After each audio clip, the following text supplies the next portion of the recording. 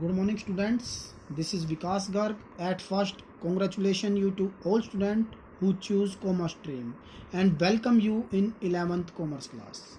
Student, this is very first class for 11th accountancy and it will be start from chapter 2nd.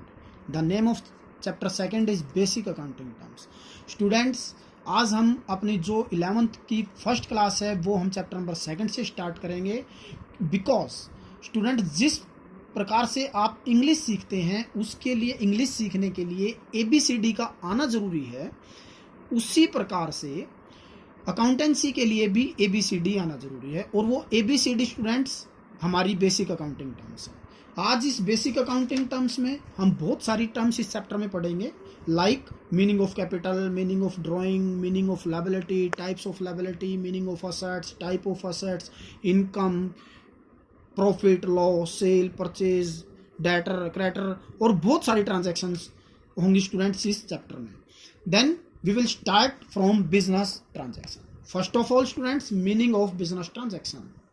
The meaning of business transaction is a business transaction is an economic activity. Economic activity students, economic activity are those activity which are related to the money of business. यानी कि students transactions का मतलब होता है लेन then.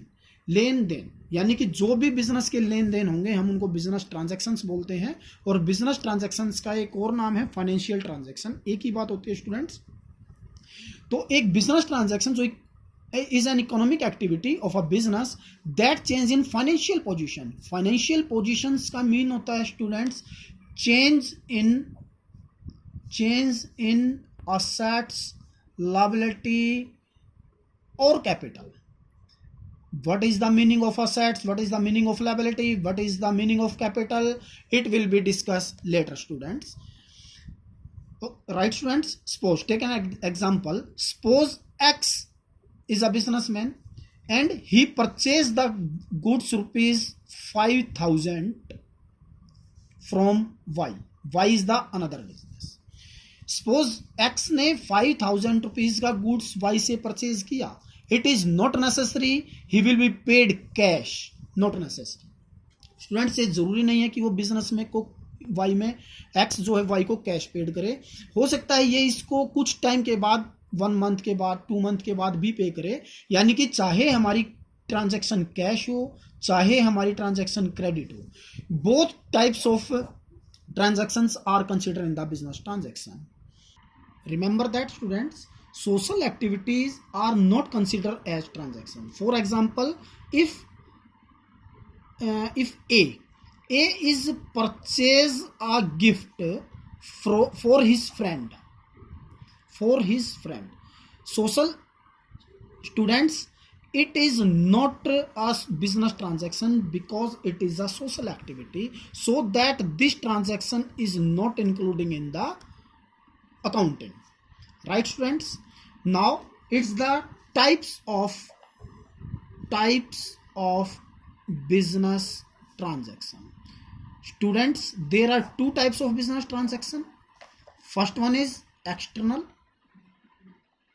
and second one is internal. Students, external transactions are those transactions which involve economic activity between 2 independent business, and internal transaction are those transactions which is within one business. As per above example, X is a one business and Y is the another business, and X purchased the goods from Y from 5,000. That is the example of external transaction.